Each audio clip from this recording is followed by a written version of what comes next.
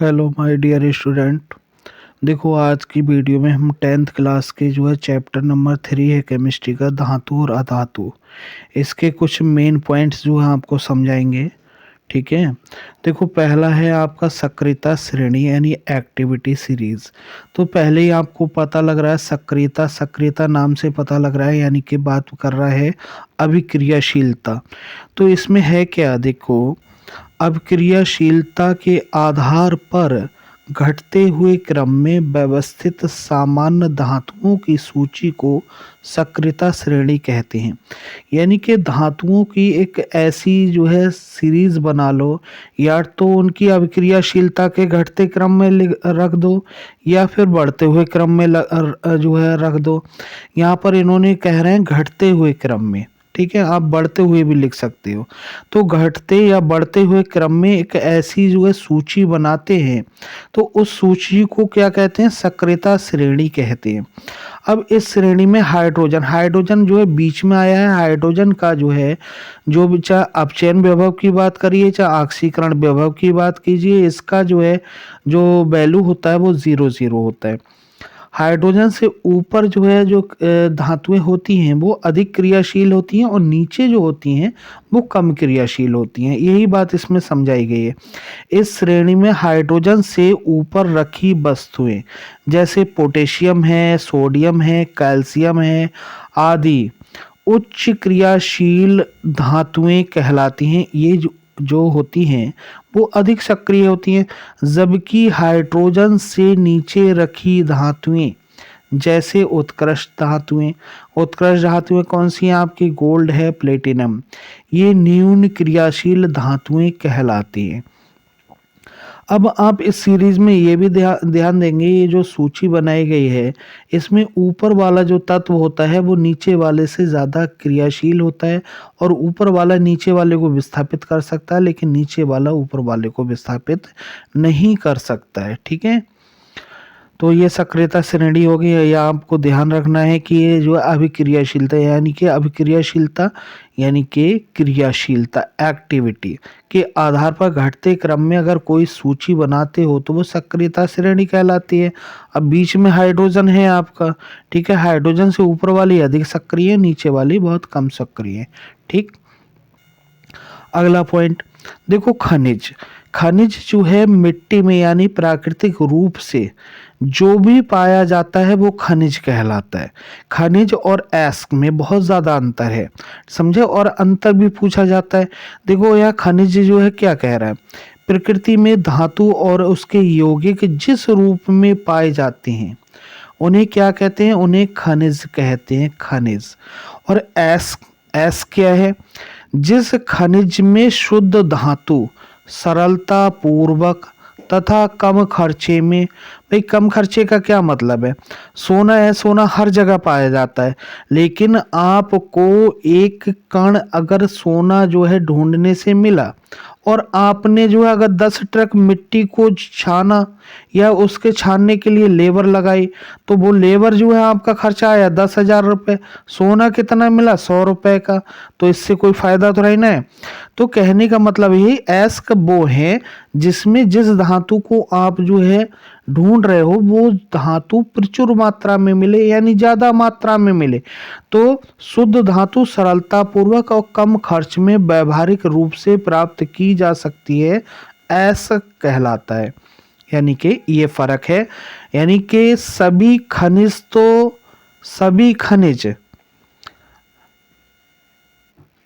खनिज जो है आपके अयस्क नहीं होते हैं, बल्कि सभी अयस्क जो है खनिज होते हैं, समझे। यानी सभी जो अयस्क होते हैं वो तो खनिज होते हैं, लेकिन सभी खनिज अयस्क नहीं होते। अयस्क वही होते हैं जिनमें जो है जो धातु है वो आपकी प्रचुर मात्रा में मिलती है, वही अयस्क होते हैं। अगले देखिए क्या पूछ रहा है, मैट्रिक्स या अधात्री या फिर गैंग, ये क्या है। तो मैट्रिक्स या अधात्री या गैंग, भाई जो भी खदान से आप जो है खोदते हैं, कोई अगर धातु वगैरह जो भी खोदते हैं, भू परपटी में पाई जाती है, मिट्टी में पाई जाती है, पृथ्वी में पाई जाती है। जब उसे आप निकालोगे तो बहुत जो है बालू, कंकड़, मिट्टी, बहुत सारी चीजें होती हैं। तो ऐसक में प्रायः मिट्टी, बालू, चूना, पत्थर आदि जो मिलते हैं अशुद्धि के रूप में, उन्हें अधात्री या मैट्रिक्स कहते हैं। और इसे क्या कहते हैं? गैंग भी कहते हैं। गैंग क्या है? अशुद्धि है। ठीक है, ये ध्यान रखना है। अब देखो धातु कर्म क्या है। धातु कर्म जैसे इंग्लिश में कहते हैं मेटलर्जी, धातु कर्म, तो इसे धात्विक भी कहते हैं, धात्विकी। तो ये क्या है? धातु को उनके ऐसक से निष्कासित करने की विधि, यानी जो ऐसक है, ऐसक में और भी बहुत सारी चीजें हैं, लेकिन जो धातु आप जो है निकाल रहे हो, वो उसे निकालने, शुद्ध रूप में निकालने यानी प्राप्त करने की जो विधि होती है, उसी को धातु कर्म कहते हैं। देखो बेटा, एक एक पॉइंट को हम बड़े गौर से समझना है। क्वेश्चन यहीं पर बनते हैं कि धातु कर्म क्या है, या फिर भर्जन क्या है, प्रगलन क्या है, निस्तापन क्या है, सक्रियता श्रेणी क्या है। क्वेश्चन यहीं से बनते हैं। इन चीजों को बहुत आराम से और बहुत उससे जो आपको समझना है। अगला क्या है? ऐसक का सांद्रण यानी कंसंट्रेशन ऑफ औरस। तो सांद्रण क्या होता है? जैसे ऐसक में जो धातु होती है, वो उसकी मात्रा जो है कुछ विधियों से जो है बढ़ा दी जाती है। बढ़ा कैसे दी जाती है? यानी उसमें जो गंदगी है, जो अशुद्धि है, उनको दूर कर देते हैं, तो उसका सांद्रण जो है बढ़ जाता है। और ये कई प्रकार से किया जाता है। यानी ऐसक से मिट्टी, रेत को दर करने को, यानी कि इसमें क्या है, मिट्टी, रेत आदि को दूर, दर नहीं है बेटा, ये दूर है, दूर करने को ऐसक का सांद्रण या समृद्धिकरण कहते हैं। सल्फाइड ऐसकों का सांद्रण सामान्यतः फेन प्लवन विधि, फेन प्लवन विधि से किया जाता है। अब बेटा निस्तापन और भर्जन में अंतर बहुत आता है, इसको आपको समझना है। इसमें केवल एक ही अंतर है। अंतर क्या है? भर्जन जो होता है वो वायु की उपस्थिति में होता है, और निस्तापन जो होता है वो वायु की अनुपस्थिति में होता है। बस एक बात यही ध्यान रखनी है, बाकी सब कुछ सेम है दोनों में। देखो निस्तापन, सांद्रित ऐसक को वायु की अनुपस्थिति में उसके गलनांक से नीचे उच्च ताप पर गर्म करने की क्रिया को निस्तापन कहते हैं। ठीक, इसमें क्या, भर्जन में सांद्रित ऐसक को अकेले या अन्य पदार्थों के साथ मिलाकर उसके गलनांक से नीचे वायु की उपस्थिति में गर्म करने की क्रिया को भर्जन कहती है। भर्जन निस्तापन एक ही है, लेकिन भर्जन में वायु की उपस्थिति है और इसमें वायु की अनुपस्थिति होती है। वायु कह लो या ऑक्सीजन कह लो, बात एक ही है। ठीक, अगले प्रगलन क्या है?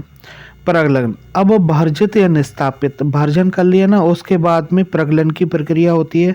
भर्जित या निस्तापित ऐसक में उचित गालक, गालक जानते हो क्या होता है?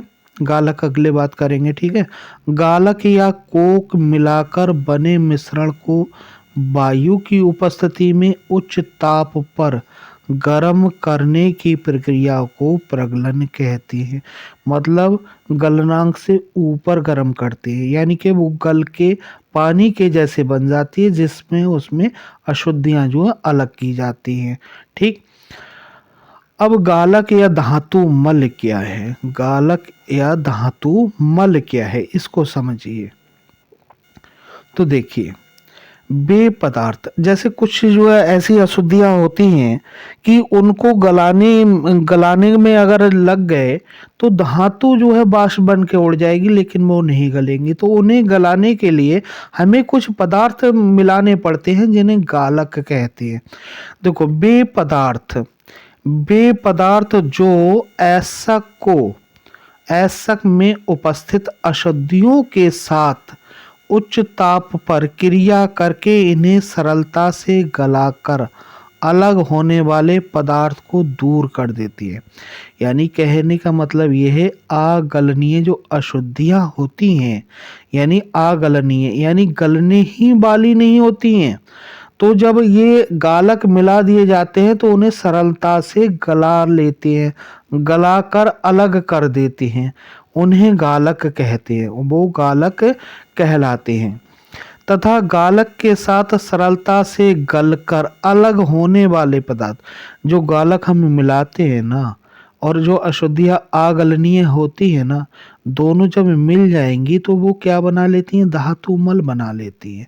और वो जो है जिस धातु को हम जो है गलाया है, उस धातु के ऊपर मैल के रूप में यानी मल के रूप में, गंदगी के रूप में तैरने लगती हैं, जिसे क्या कहते हैं, धातु मल। धातु मल कैसे बना, जो गालक पदार्थ हमने मिलाया था और जो उसमें अशुद्धियां थी, दोनों से मिलकर धातु मल बन गया। ठीक, ये है गालक और तथा धातु मल। ठीक, अब बात करते हैं धातुओं का परिष्करण। इंग्लिश में समझिए प्यूरिफिकेशन, प्यूरिफिकेशन ऑफ मेटल्स। ये क्या है,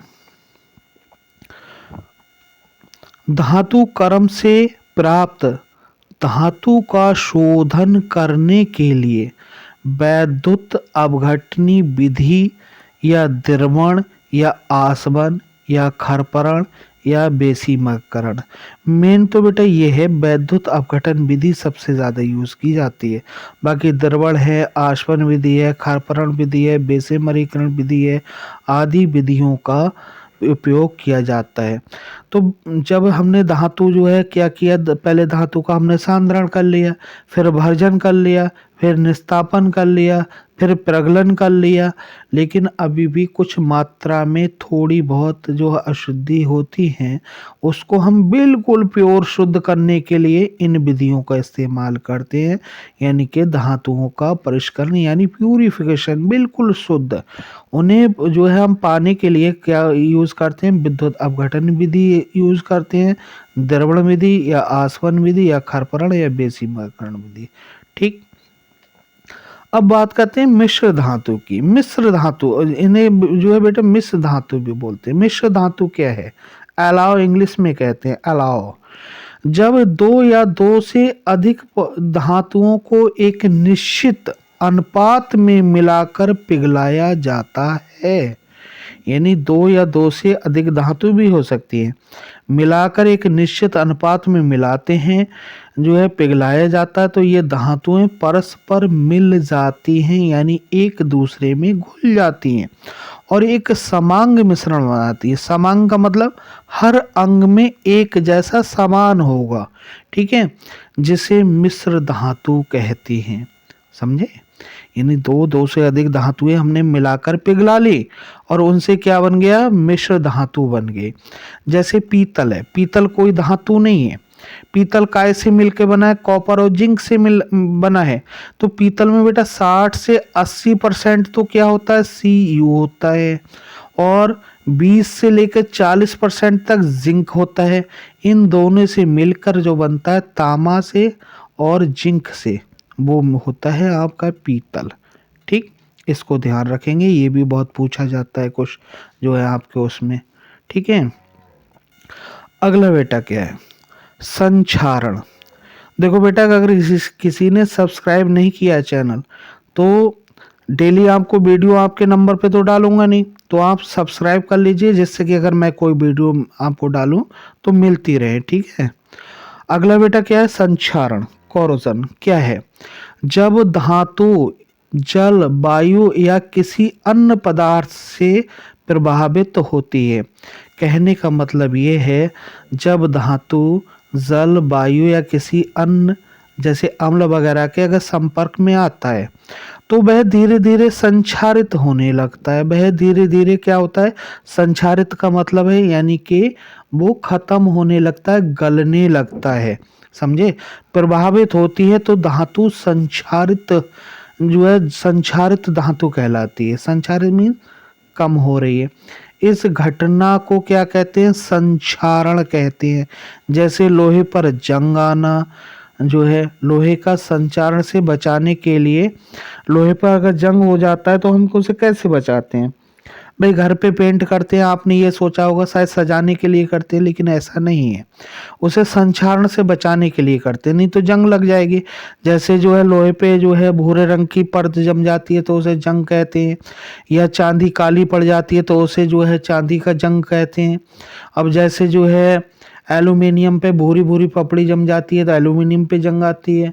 आपकी जो है पीतल है, पीतल हरी हरी पड़ जाती है, वो भी जंग है उसका। तो ये सब संक्षारण है, ठीक है। तो संक्षारण से बचाने के लिए हम क्या करते हैं? पेंट करते हैं, या मिश्र धातुएं बना लेते हैं, कुछ ऐसी धातुओं के साथ मिलाकर बना लेते हैं जिससे कि उन पर जंग ना लगे, या गैल्वेनीकरण कर लेते हैं। गैल्वेनीकरण में क्या है कि जो है दूसरी धातुओं की उस पर परत चढ़ा देते हैं, या टिन प्लेटिंग, टीन की प्लेट चढ़ा देते हैं उसके ऊपर, या क्रोमियम प्लेटिंग, क्रोमियम की प्लेट चढ़ा देते हैं। तो ये विधि यूज की जाती है। स्नेहक क्या है, जितने आपके जो तेल हैं, मोबियल हैं, ग्रीस है, इनसे अगर लगा दो तब भी जंग नहीं लगती है। तो ये संक्षारण को रोकने के उपाय हैं, ठीक है बेटा। इनको कर लेना आराम से जो है तैयार। बाकी जो है जो मोस्ट इम्पोर्टेंट जो है आपके क्वेश्चन है वो उनको अलग से मैं डालता रहूँगा, वो भी आप जो है नोट करते जाना, और बाकी हर किसी को रटो बेटा, ठीक है। Thank you for watching my video.